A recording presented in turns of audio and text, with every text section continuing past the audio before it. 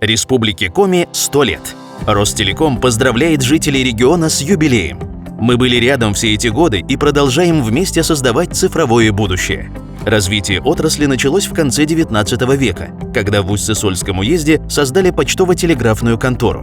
В 30-е годы XX века телеграфная связь уже была установлена со всеми районными центрами и заработала первая телефонная станция в регионе. Во время войны многие связисты Коми ушли на фронт, но и тогда развитие отрасли не остановилось. Была введена радиостанция длинноволнового диапазона, что позволило распространить вещание на значительную часть региона. 60-е – начало расцвета отрасли. Крупные дома связи были построены в Сыктывкаре, Воркуте и Ухте. Ежегодно передавалось более 11 миллионов телеграмм, а перевозка почты осуществлялась ежедневно. В домах жителей появилось телевидение. Бурные 90-е ознаменовали еще один важный этап. Стартовала цифровизация инфраструктуры и началась прокладка оптоволоконных линий для создания принципиально новых сетей. Появились сотовая и пейджинговая связь. В нулевые полным ходом шла интернетизация. Телефонные станции стали узлами доступа в глобальную сеть, а позже обеспечили работу IP-телевидения и умного дома.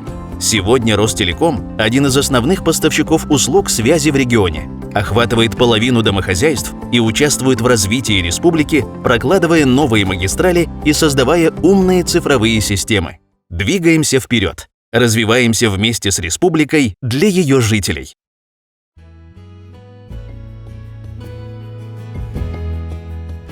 Дом. Уральские горы, водопады, Кировский парк. Реки Приполярного Урала. Я там однажды бывал, незабываемые впечатления. Парк, нам кажется, самое красивое место. Рыбка. Картошка. Борщ. По-мишанге. Морожка, особенно настойка.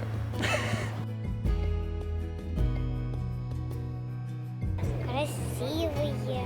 Хорошие, позитивные, предприимчивые, смелые. Люди очень веселые. Строгие, серьезные, работящие, ну и местами, как это называется, романтические.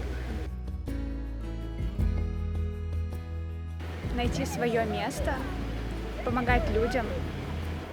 Научиться водить машину. Я мечтаю о том, чтобы было побольше счастливых людей у нас. Чтобы много богатства было. Процветание, чтобы были благоустроены дома. Больше населения, больше богатств, больше счастья народу.